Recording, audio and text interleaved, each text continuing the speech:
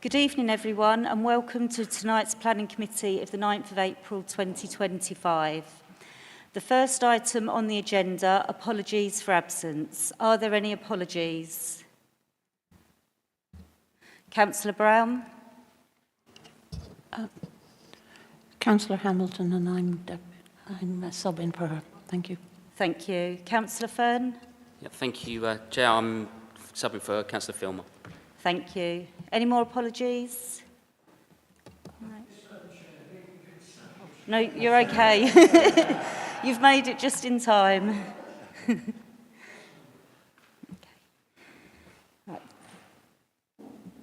Item 2, is the record of the meeting held on the 12th of March 2025 approved, along with the update in the supplementary agenda approved? Thank you. Item 3 on the agenda, I can confirm that there are no late items which do not appear on the main agenda. So item 4, do any members have any disclosable pecuniary interests or other significant interests? Councillor Field. For item 6, I would like to declare that I live in very close proximity to the address that is there, and indeed my father-in-law and mother-in-law live close there, and as they have made comments on the plan application, I will be leaving the room for that item. Okay, thank you, Councillor Field. Councillor Maritime. Hi, for item 7, I will be speaking on that matter.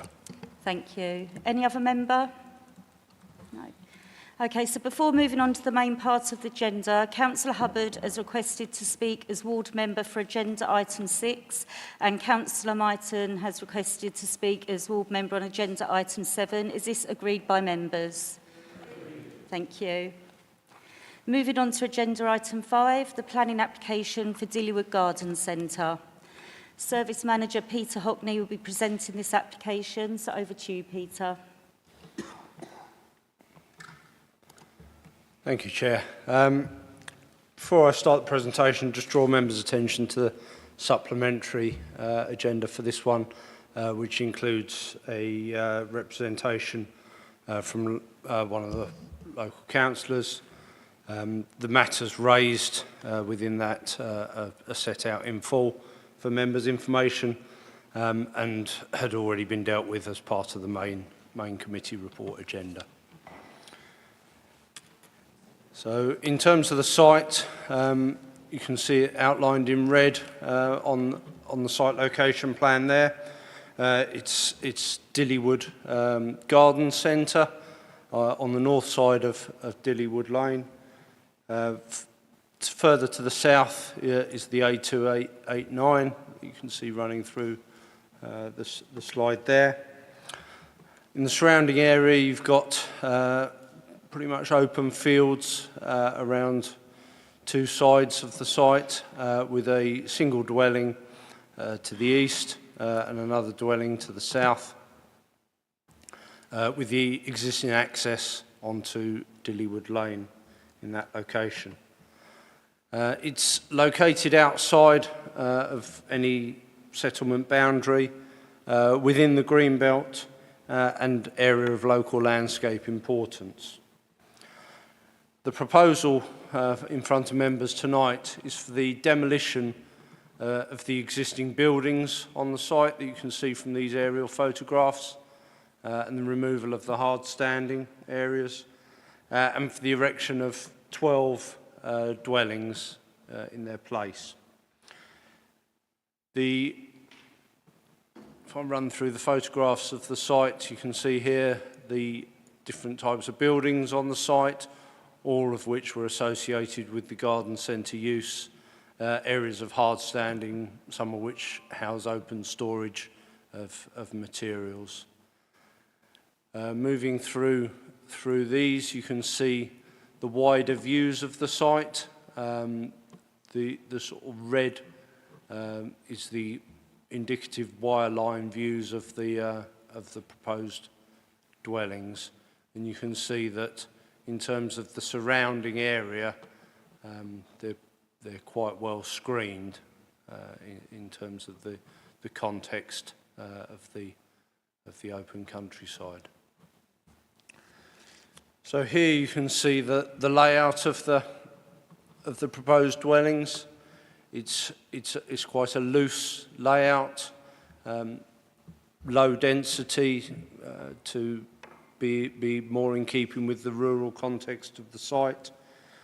The dwellings themselves, you can see there's 3 house types, and although they're all 4-bedroom dwellings, you can see that the eaves height in particular have been kept to a low level, which reduces the overall scale and bulk of the dwellings. And you can also see that the design features pick up the rural vernacular as part of the design process for the 3 types of dwellings.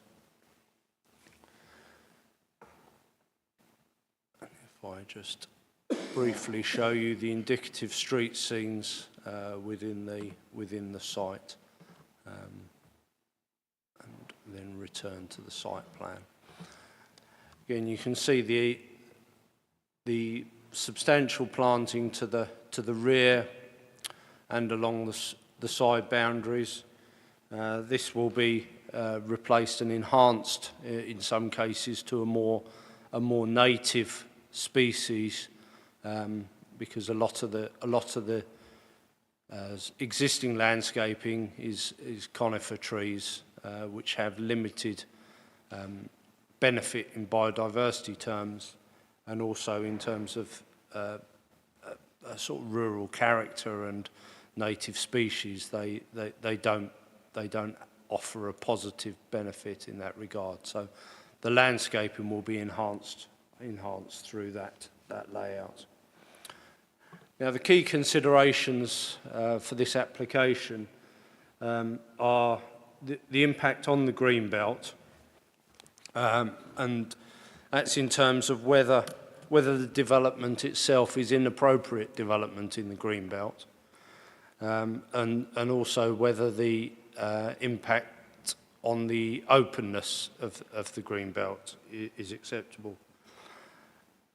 The key change recently is in relation to the 2024 version of the MPPF, which altered the assessment of the exceptions for inappropriate development in the greenbelt. So the relevant exception is paragraph 154G, which allows for the redevelopment of previously developed land within the greenbelt, where the development would not cause substantial harm to the openness. And you can see in the report that the case officer and officers have been through that assessment and consider that the resultant development would not cause substantial harm to the openness of the greenbelt, and therefore is not inappropriate development. So that's a sort of a relative recent change in terms of how that aspect of greenbelt is assessed. I think examining the wider sustainability criteria, and I think you can again see from the report that it's acknowledged that the site's outside of a settlement and separated from facilities, so there would be a reliance on private car for the majority of trips. However, in terms of previously developed sites that are within the greenbelt, many of these are reliant on private car travel by their nature, in that the greenbelt is characterised by open development, so or open land, sorry, and the absence of development, and often, as I say, the redevelopment of previously developed land for housing is deemed to be acceptable. Some of the particular reasons that relevant to this application, again, are in terms of the environmental impact, is the redevelopment of the previously developed land, which without its redevelopment, when the garden centre finally closes, there will be no use, and the development and the buildings will stay and start to decay, which this would prevent. And obviously, as members are aware, the council doesn't have a 5-year land supply, so the provision of housing has substantial benefit and substantial weight in the deliberations. So I would just draw members' attention to the conclusion on the planning balance section of the report, which I think sums up the balance that's been taken on this application, and that we've come down on the side of that overall it is considered an acceptable development. And finally, in terms of the Section 106 contributions, so as members are fully aware and have had a lot of experience of dealing with brownfield previously developed sites, the delivery of housing on these is challenging, and in terms of a viability assessment, the council's viability assessor indicated that a full level of contribution was not possible to be secured as part of this development because of the viability challenges associated with it. However, the applicant's mindful of the impact of the development and the occupiers and the future pressure on services, so has agreed to pay for the full education contributions and the full healthcare contributions. That would total just over £111,500, which is over 35,000 more than the council's viability assessor deemed would be possible as part of the viability assessment. So essentially, they are taking a reduced level of profit below the normal expected allowance in order to mitigate the impact on health and education. And in terms of the recommendation, we are seeking members' approval for the application subject to the Section 106 agreement to secure those contributions. Thank you very much, Chair. Thank you, Peter. I'll now move over to members. Any member? Councillor Gilbourne. Yeah, thank you, Chair. Yeah, I just wanted to say that I like the development. I like the fact how it will be screened, the use of what I would still consider brownfield site is good. The actual designs are definitely in keeping with what you would expect in that rural area. The concerns that were raised from various parties about the single track road, no street lighting, things like that, I remember them being brought up at the planning preview meeting a year ago. And I think to keep it like that just enhances the rural nature of it. I think there'll be less traffic than there was when the garden centre was open anyway, with just 12 houses.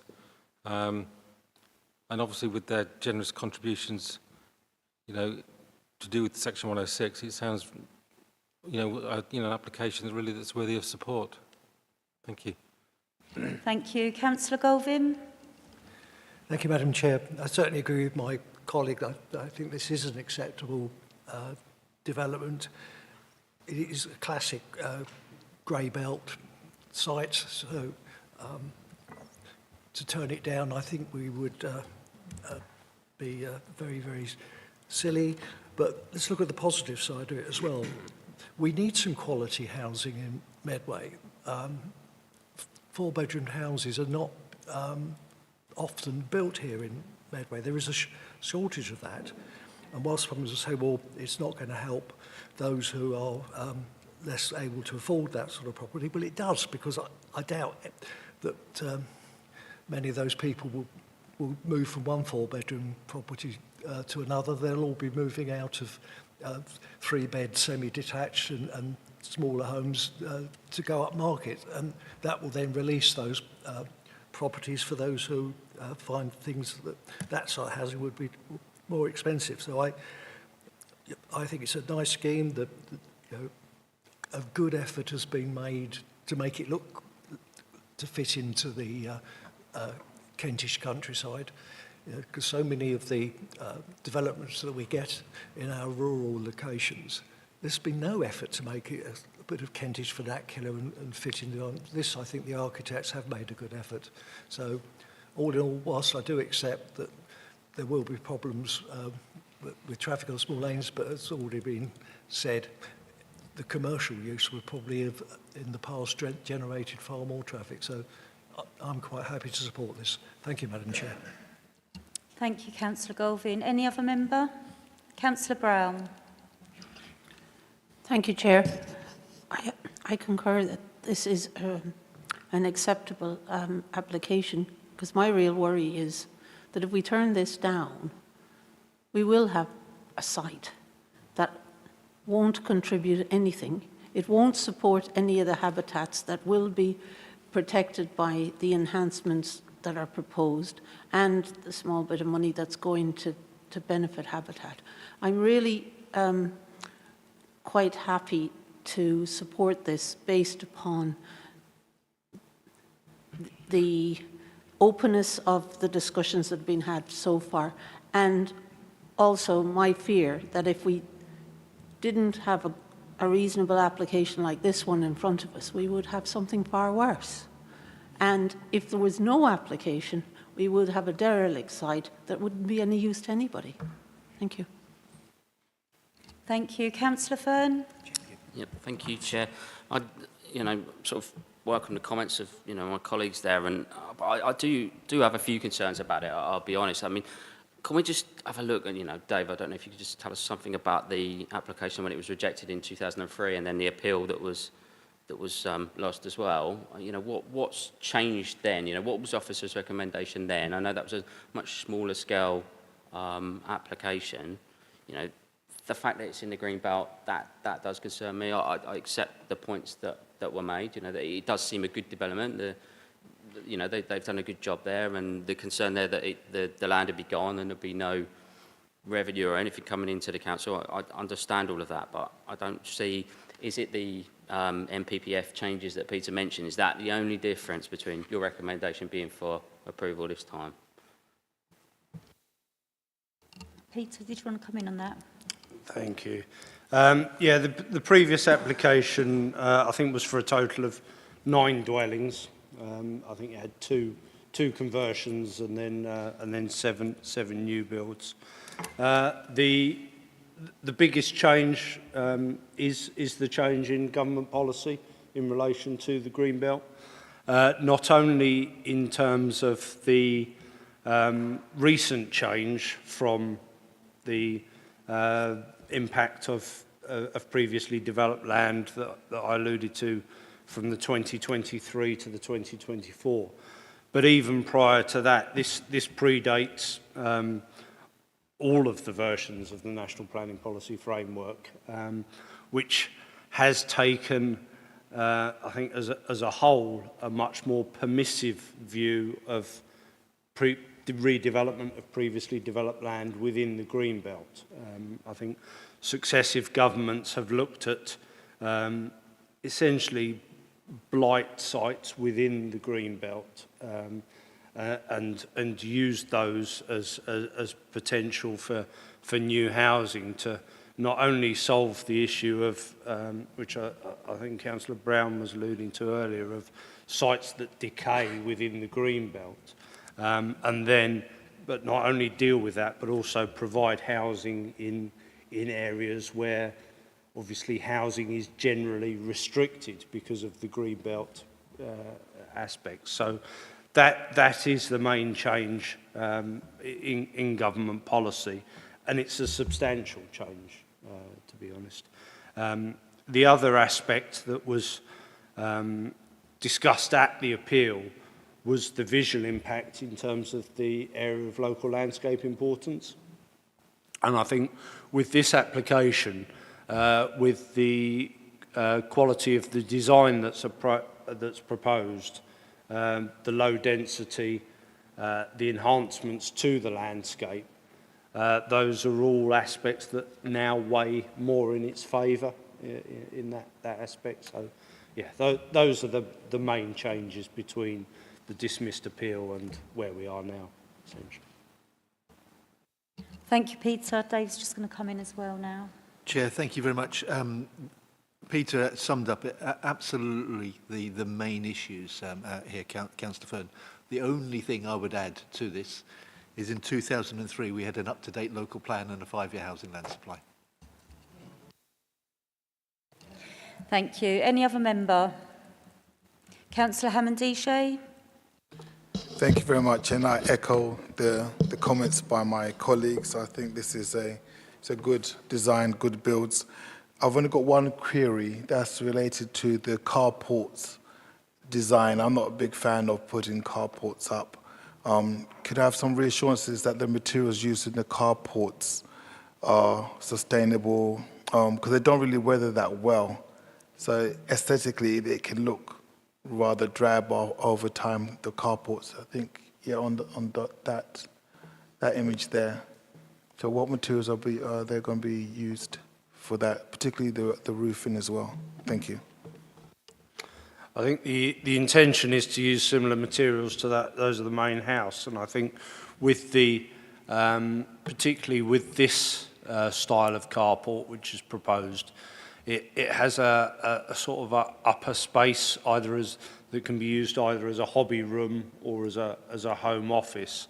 So I think the intention is that whilst and I sort of share your concerns in some aspects with carports where they're sort of quite lightweight structures. I think with these carports, they are essentially a cut above what you would normally expect, because it is linked to the quality of the design of the houses, and the materials will be agreed as part of the material submission condition alongside the housing. So I would expect similar materials on the carport to on the main dwellings.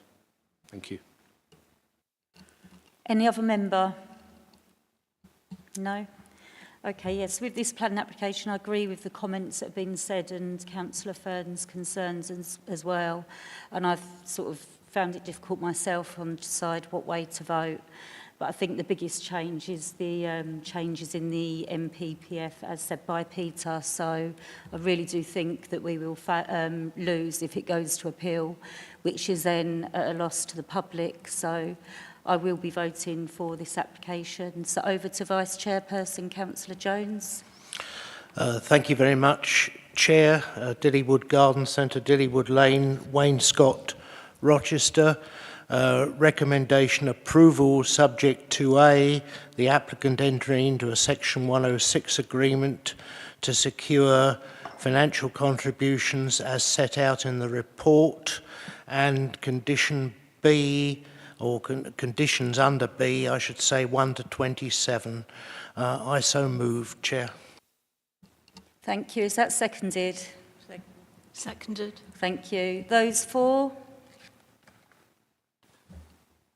Sorry, Councillor Myton, as you disappeared during the discussion, you can't vote on this one, I'm afraid. Sorry.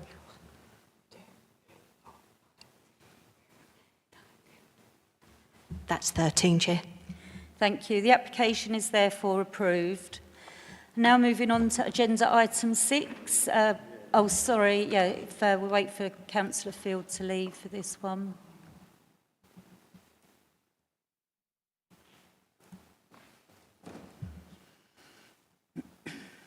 So agenda item 6, 1 Pepys Way, Strood. Councillor Hubbard will be speaking as ward member. Amy Shardlow, sorry. Sam Pilbeam will be presenting this application. So over to you, Sam. Thank you very much, Chair, and hello, members. So this application is retrospective, seeking planning permission for the construction of a 2-storey side, rear extension, along with a single-storey front extension to facilitate the conversion into 4 flats.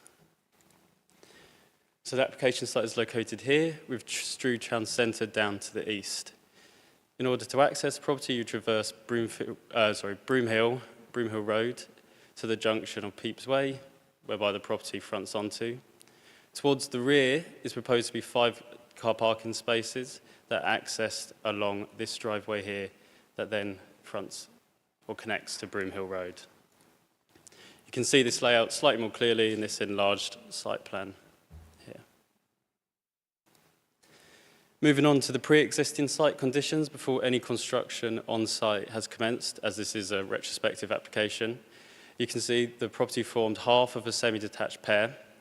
With that ground floor, there used to be a hairdresser's. To the side, there's space for car parking and a small side front garden.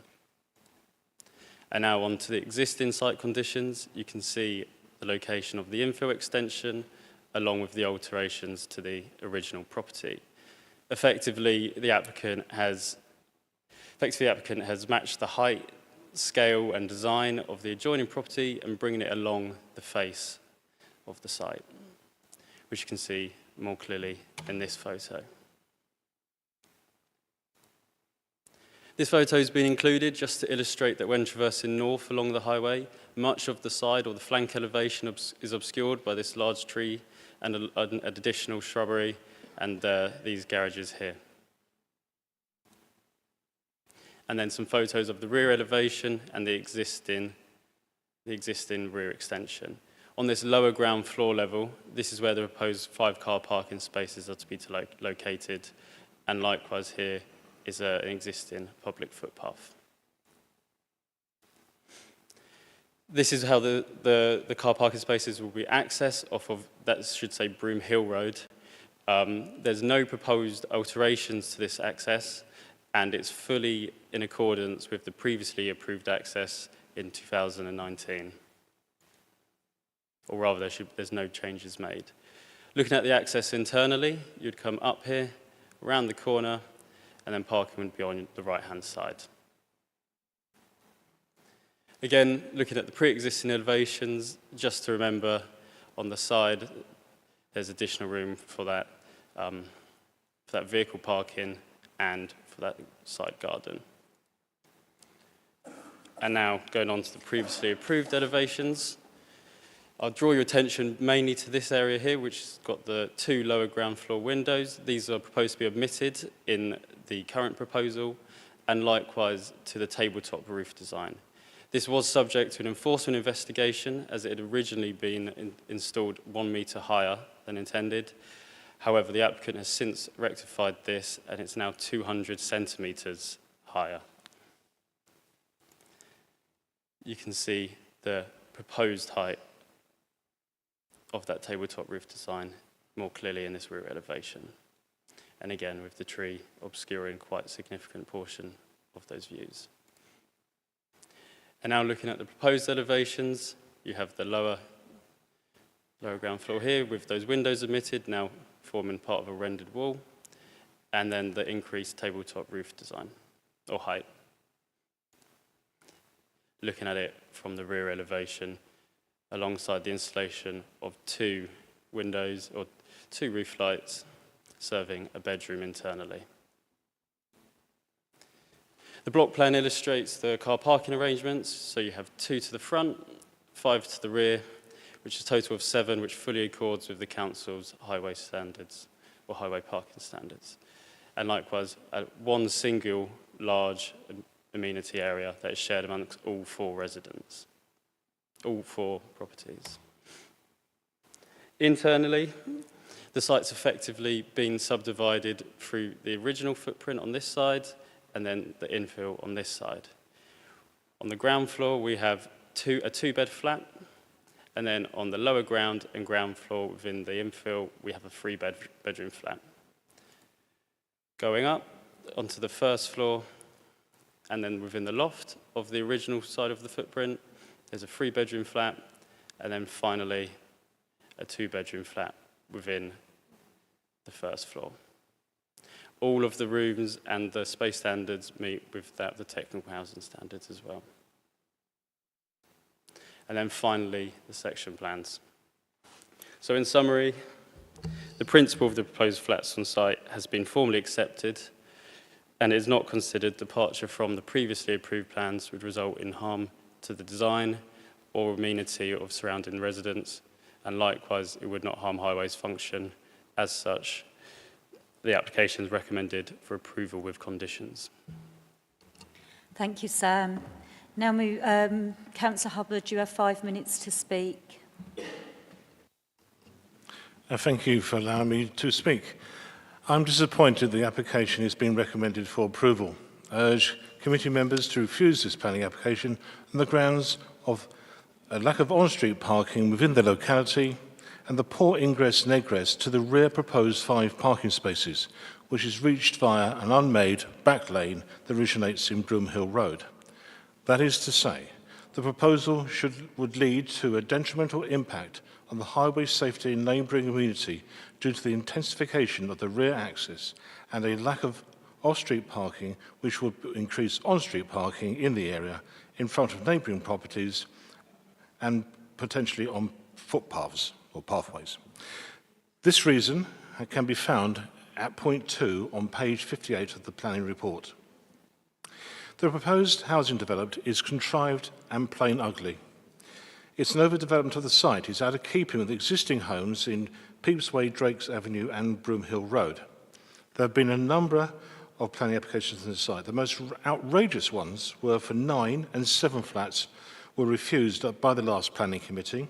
Regrettably, application MC 190575 was approved by the then planning committee.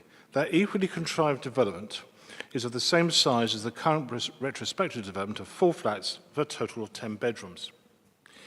Like the approved application, I'm not convinced that the current development will only comprise of 10 bedrooms. There are several room titles that seem odd, and I fear the flats will just come one big, large HMO. The questionable room titles are a walk-in wardrobe, a dining room, a hallway, a study, a storage space, and on the basement, one massive lounge, dining, kitchen, complete with a bathroom. The most outrageous issue is that the developer states it will provide 5 parking spaces at the rear of 1 Pepys Way, accessed by the unmade back lane that originates in Broomhill Road. I very much doubt if these parking spaces will be used, and there is no legal right for them to be used. The back lane access road provides access to the rear properties in Broomhill Road, Pepys Way and Drakes Avenue, which were built in the mid-50s. I've been informed there are restrictions on the said access. The rear access road is made up from land from the rear end of Broomhill Road Gardens. For Pepys Way and Drakes Avenue, properties to have access must be written into the property title deeds. The deeds must clearly state that the right of all times to pass over the rear access road and pay a appropriate part pay a proportionate part of making and keeping the access road in repair and properly cleansed. That access road was optional. That access to the road was optional, and not all original owners took up the access option in their property deeds. Today, on the ground, it's quite clear that several of the original owners opted out of having the access rights for their properties, as the end of the rear gardens are 1 metre plus higher than the level of the back lane. That lack of access is true of 1 Pepys Way. Until the building work started, the rear boundary was an earth bank significantly higher than the access road, complete with a fence and mature trees. I know that to be true, as I've walked on countless occasions the footpath that runs alongside 1 Pepys Way. So currently, to use the 5 proposed parking spaces, illegal trespass would have to be undertaken. To have legal access to the back lane, the developer will have to obtain permission from the original developers and have the property deeds for 1 Pepys Way amended. Those access rights come with the responsibility of maintaining, as you can see from the photographs, it's very poor, and repairing the access road. The planning officer's comments on page 58 of the report, 3rd paragraph, is somewhat misleading. I sat on the committee, I recall the debate, and I spoke against the application and against it against it. The level of traffic generated by the former hairdressers in One Piece Way is nowhere near the expected all-day vehicle movements of the current proposed development. Thank you, Councillor Hubbard. I now move over to members. Any member?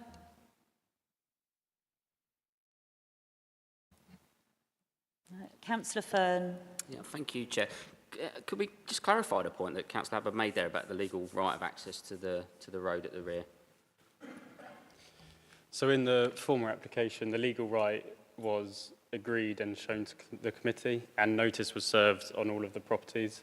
So as such, that issue was rectified within the formally approved application. Councillor Galvin. Thank you, Chair. I can't help but think our former colleague and much missed late Councillor Nick Bowler would have made a comment about this being a retrospective application. And it does seem a shame that I think we've got no choice. We will have to agree with this, but it does annoy me, and I'm sure it would have annoyed Nick that there is no penalty.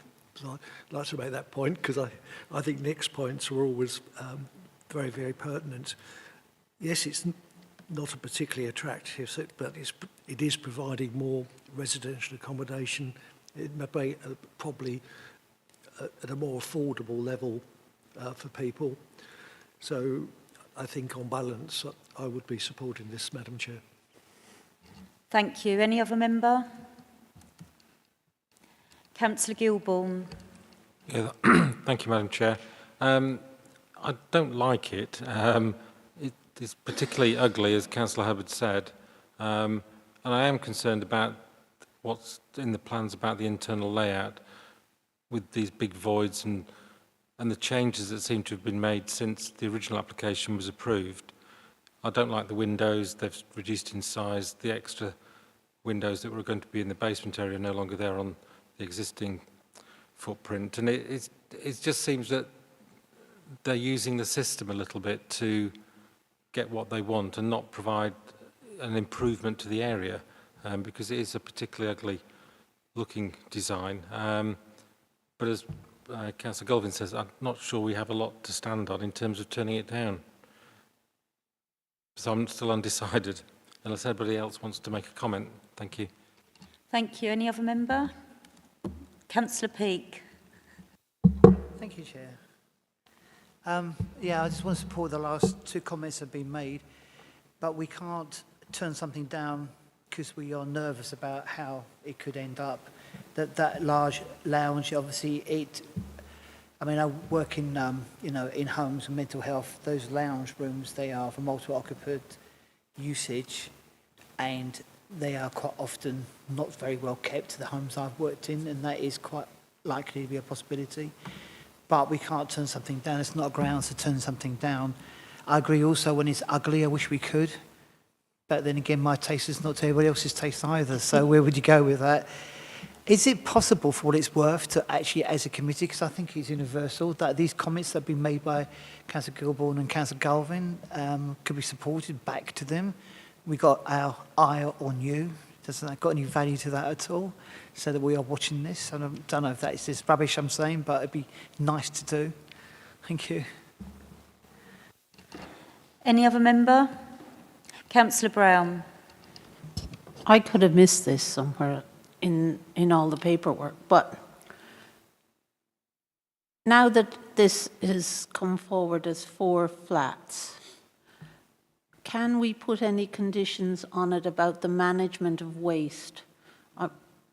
My concern is that we have no control really over what happens to the internal part of the building, except for anything that might be under building regs or stuff, something like that.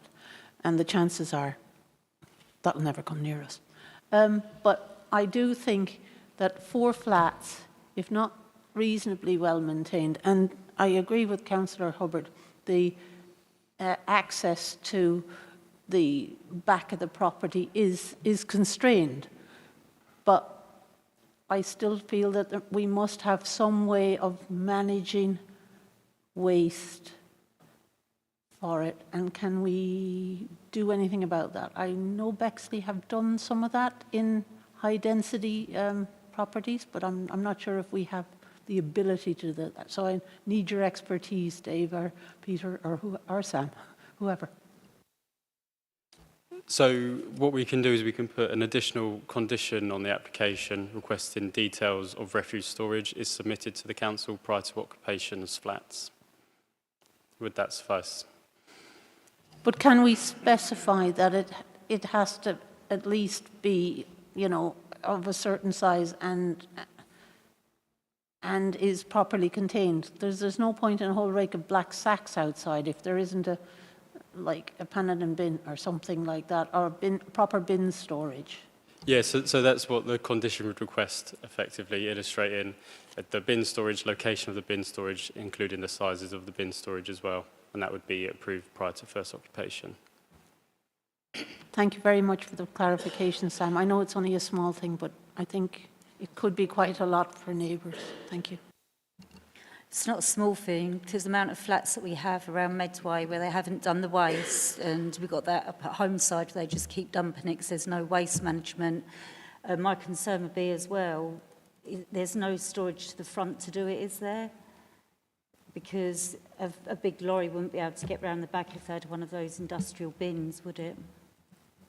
Or is there space? There is indicatively shown a bin storage to the front, but obviously the size and specifications haven't been given, so it would be likely that there'd be some potentially to the front and some potentially to the rear for some of the flats to share between themselves, and that would be put in the condition as well. Okay, thank you, Sam. Is there any other member? No. So I don't particularly like the look of it, like other members have said, and Councillor Galvin, Nick would be going absolutely mad at this. Whenever a retrospective application came up, he was not happy. So, yeah, I will reluctantly be voting for this application. So now over to Councillor Jones, Vice Chair. Thank you, Chair. 1 Pepys Way, Strood, Rochester, Medway. Recommendation I move is approval with conditions 1 to 6 as set out in the report, with an additional condition on waste storage and management as explained by the professional officer. Thank you very much. I so move. Thank you, Councillor Jones. Is that seconded? Seconded. Thank you. Those for the application?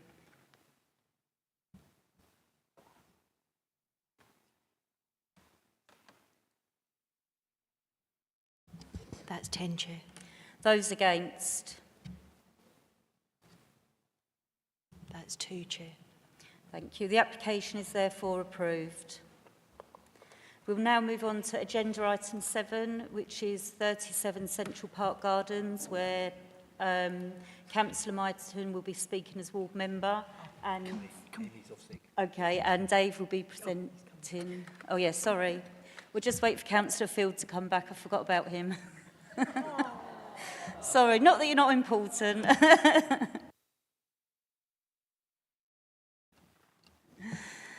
Right, so now over to Dave Harris. Thank you, Chair.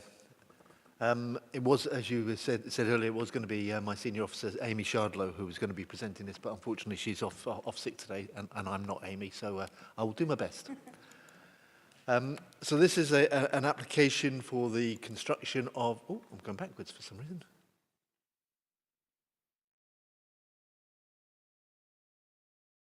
Yeah, construction of a 2-storey residential house with associated landscaping and car parking.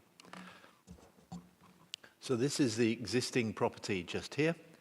In this location is a detached garage serving that property, and that's the rear garden.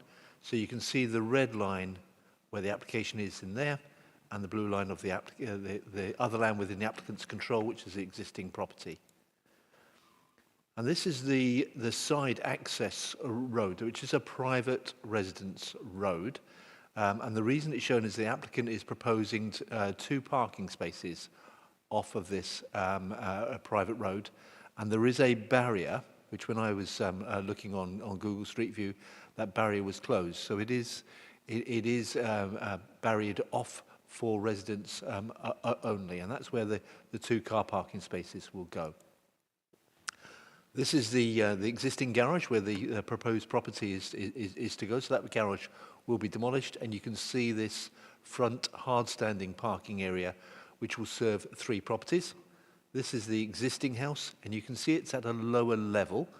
And then from this side view, you can see that the garage there goes down to that lower level. The proposed property is proposed to be constructed at that lower level, with the parking remaining unchanged at the upper level there. So these are proposed plans. That's the existing property, which has got a hipped roof, and then the proposed property at that lower level, you can see how it's below, but with a gabled roof.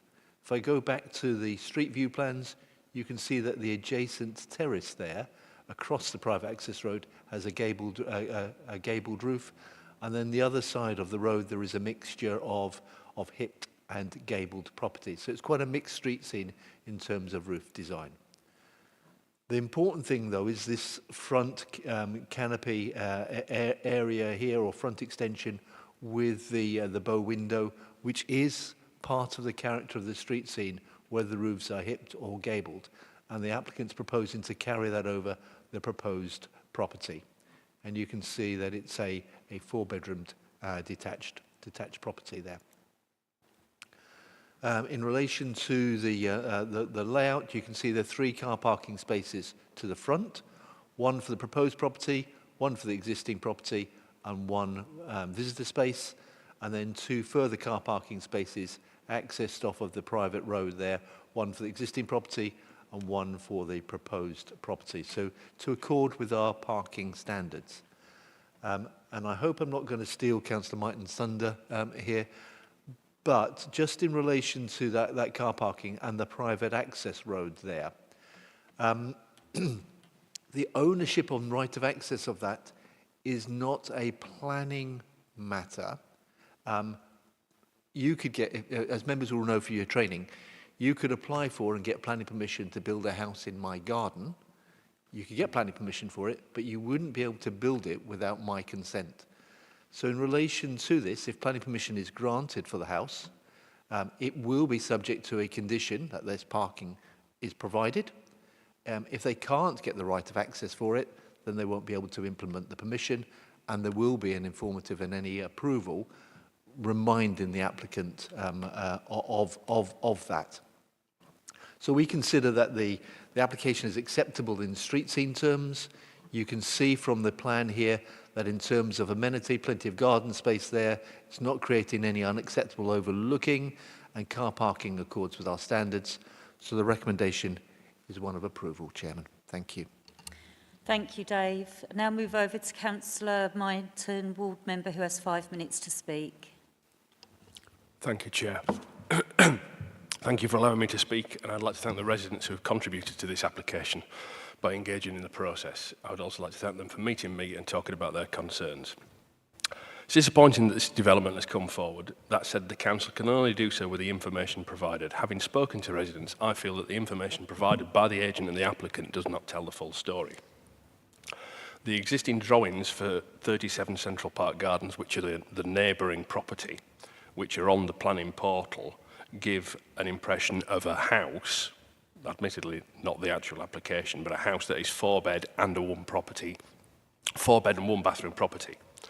The residents, however, have recently seen number 37 renovated. It no longer has that floor plan. That property now has 6 bedrooms and 6 bathrooms. So we are looking now at a new application, which is directly next door, which has got 4 bedrooms and 3 bathrooms next to a 6-bedroom and 6-bathroom property. And already Central Park Gardens has an issue with things like sewerage spilling out into people's gardens on a regular basis due to the increase of capacity in various houses. Additionally, Number 37, again, not strictly speaking, not this application, but next door, but owned by the same applicant, is now a HMO operating as such that the residents are aware of, but which the applicant has not actually registered with the council. My slight concern about this new application is, even though we have put in within the papers a condition about this becoming a HMO in future, if we have a HMO next door owned by the same applicant, are we not creating the possibility that even with that stricture in place, that they can challenge us at some point in court? Additionally, as Dave has come to, the private road next door, every member who of the Central Park Gardens Residents Association who has a house that backs onto that private road is an objector to this application. They have all said they have no intention of allowing the developer or the applicant to use this private road in order to build that back 2 parking spots. So we're looking at the possibility that you have a house being built that will have, that admittedly not within a matter for planning, will end up with will not have 2 parking spaces in that garden. May well in fact end up with less parking spaces, in fact, at the front of the house, because in order to raise the level, the residents feel that you're probably going to have to dig even further down in order to get the correct level, which might well lead to the loss of another parking space in front of the house. Additionally, as well, Central Park Gardens is a cul-de-sac. It already has problems with parking. You know, most people on Central Park Gardens don't have a driveway. As a result, they park on the street, or they have to park in other local streets nearby. They also have problems when it comes to things like access for emergency vehicles. They are very concerned that this will just lead to a greater impact with the combination of the HMO next door and this application, with yet more cars on the street. Not only that as well, they have a big concern about recently when 37 was being renovated, the street was blocked for 2.5 hours with a lorry just unloading scaffolding. That was just 2 hours with a lorry just doing scaffolding.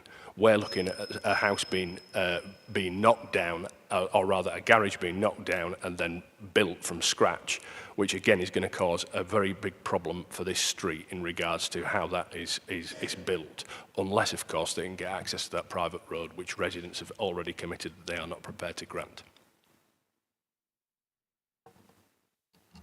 Thank you, Councillor Myton. I now move over to members. Is there any member? Councillor Brown. Thank you, Chair. I'm trying to understand a few things here. It would, from my understanding of what you said, Dave, if we granted planning permission to this house and the owner failed, sorry, the developer or owner, whatever, failed to secure the required parking, would we be back here with a retrospective? Sorry, I had to build the house anyway without the parking. What are the sanctions that we can impose to ensure that that doesn't happen? I'm a bit conflicted about whether it become a HMO or not, but I'm more worried about the fact that we give permission to build a structure with conditions. The developer fails to meet the conditions, and we then have no sanction. Can't tell them to knock it down again, or maybe we can, I don't know. So I need to understand that, and then I'll have some more questions after. I'm just trying to aid my understanding of that. Thank you. Over to you, Dave. Chair, thank you very much. I completely understand the concerns of residents. I completely understand the points that Councillor Myton has so eloquently put, and Councillor Brown, it's a good question. Because in order to make the development acceptable from a parking point of view, they need those five parking spaces, and 2 of them are accessed off of the service road. And your point, Councillor Brown, which is a good one, which is, okay, the current condition recommended says prior to occupation, you've got to provide those 2 parking spaces. So they build the property and then say, oh, I'm sorry, we weren't able to get them, but the property's there now, so please accept it. So, and I get that concern totally. Initially, we thought, in terms of writing this report, we thought, right, okay, we'll put the condition on which requires the 5 parking spaces prior to occupation, and then remind the applicant with an informative that they've got to get the necessary consent from that, for that. Just thinking aloud here, maybe what we could do is change that condition in relation to parking, which says prior to the commencement of development that they've got to demonstrate that they've got the necessary rights to provide that to provide those car parking spaces, so we can deal with it prior to commencement, and that would then address those concerns that you've got about the future. Then, Councillor Brown. My other question, sorry members, I know I'm hogging this for a second, but the other questions seem to be about the overdevelopment of a property that was next door. Do we have any interest in that at this committee, or do we have an interest in that outside of this committee? Chair, thank you very much. I should have covered that in my answer to the last question. Councillor Mighton and the residents have quite rightly pointed out that the existing property there, which is not within the application site, is in the process of being converted to an HMO for up to six bedrooms. There is an application to the private sector housing people for an HMO for up to 6 people. They're considering that. Because of the age of the property and the change in legislation, the conversion to an HMO for 6 people would not require planning permission. And that's outside the application site. In relation to the application property, to make sure that doesn't happen again with this property, that's why we're recommending condition 4, which would stop that conversion to an HMO. It's got to remain a single house. If they want to change it to an HMO, they would require planning permission, and then that would come before the local authority. Sorry, if it goes to a class 2, are we still able to impose that condition? Because if it goes to a class 2, which we've never managed to stop yet, until we change our policies, then... All I can respond to that, Councillor Brown, and I do understand your point, but the condition 4 says it must remain in C3 unless it's given planning permission for something else. Okay. Councillor Peake. Thank you. Thank you for the explanation, because I must admit sometimes when I read the way things are expressed, it's not necessarily clear to me what it means. So I still have the same concern that Councillor Brown has just referenced. It would be absolutely crazy, wouldn't it, a world where we cannot ensure and make sure that we give permission to a development without making sure that there is adequate parking in place. So I'm glad to hear that.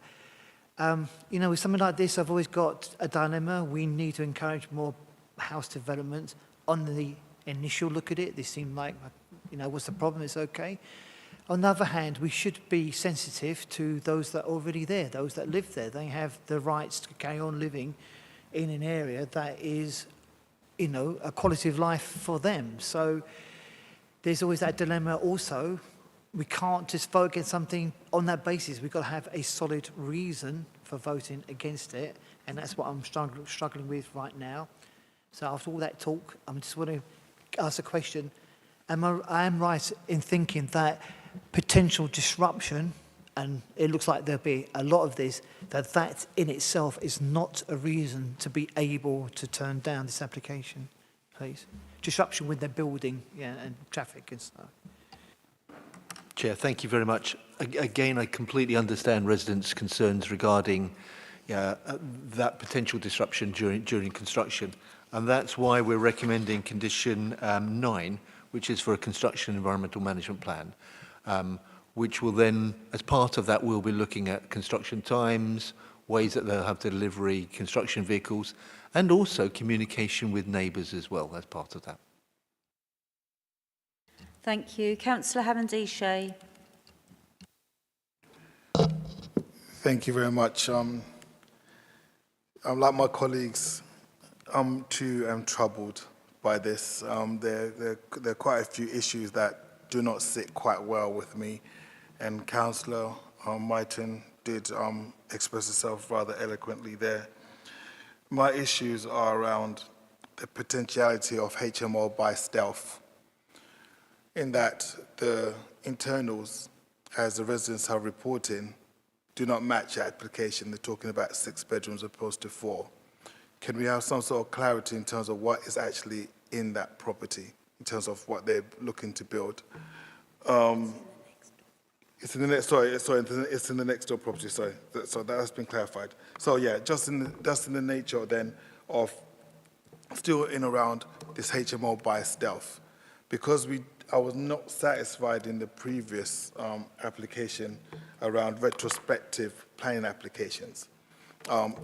Is there anything that we can put in place that's more robust so that we can have greater transparency and accountability when an application comes before the committee and we looking to judge it when our gut instincts will tell us that actually this is just a precursor for another application further down the line? Is there anything that we can do to prevent that? Thank you.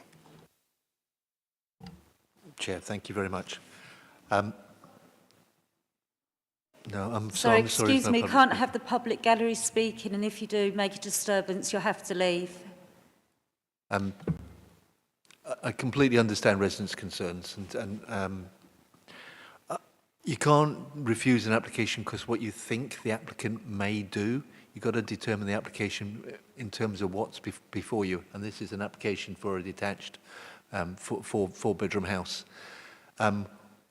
With the recommended conditions, with that amendment to condition 11 regarding prior to commencement, we're satisfied that there is a controls there, that it will be 4-bedroom house, that it won't be an HMO without planning permission being submitted and coming before this committee. We've removed permitted development rights. We've got a lot of other conditions there. You've got to determine the application in front of you. All I would say is that we've got 5 residents there. If they start building something that they haven't got, which doesn't, if you grant planning permission and they start building something which doesn't accord with that, I'm pretty sure they will be reporting that early in the process so that we can investigate. Thank you, Dave. Any other member? Councillor Golvin. I must think this is a very balanced application, particularly having delivered leaflets on that area many times in the past. I know that parking is an issue, and I believe further down, the properties don't actually front the road. You go down some steps at the bottom. So the parking strike. So I'm satisfied that the condition 11 as proposed there will work because the garage itself, I don't think, does anything to enhance the street scene. So the whole thing is a bit balanced, but it's just one issue that concerns me.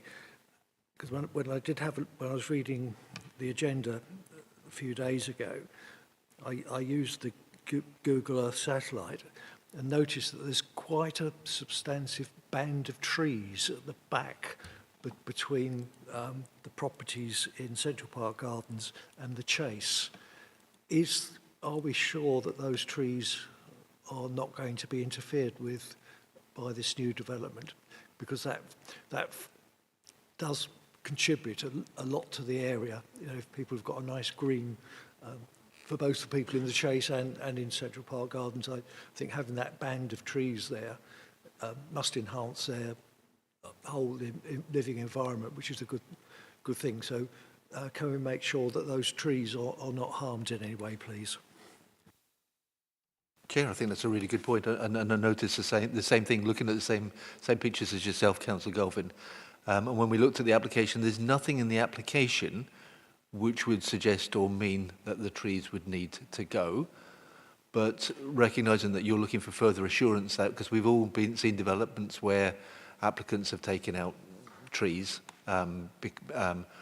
we could add an additional condition which requires those trees to be protected during construction and retained. Any other member? No. I understand all the concerns raised with this application, but I can't see that there are any grounds for refusal for this. Therefore, we would end up losing at appeal. So therefore, I'll be voting for it. So, and also all the conditions, the HMOs and things that are brought up, I think we've covered that as much as we can in the conditions. So I'll now move over to Vice Chairperson, Councillor Jones. Thank you very much. Chair, this is 37 Central Park Gardens, Chatham, Medway. I move approval with conditions 1 to 12 as set out, plus an additional condition on trees during construction as outlined by the Chief Planning Officer, and the wording of condition 11 to be changed along the lines the Chief Planning Officer has set out. In other words, prior to the construction of the dwelling, the applicant to demonstrate that the 2 parking spaces can be provided. With that, I so move, Chair. Is that seconded?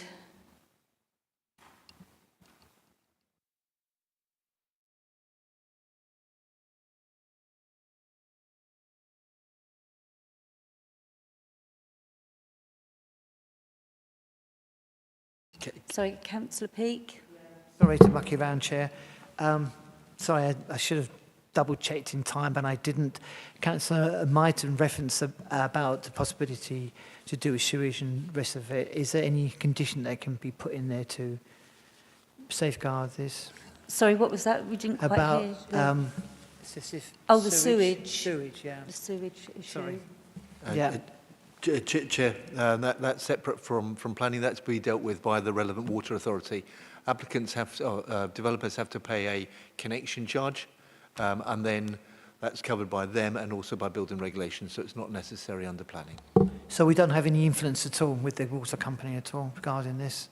No. No, No, that will be, a necessary connection will be secured through building regulations, but they'll also have to pay the water authority for that connection, so that's controlled outside of planning. Okay, so I'll go back over to you, Councillor Jones, Vice Chair. Sorry, Chair, if I caused confusion there. I thought Councillor Peake was coming into second, but I move all that that I moved a moment ago. Thank you very much, Chair. Is that seconded? Seconded. Thank you, Councillor Bowen. Those for?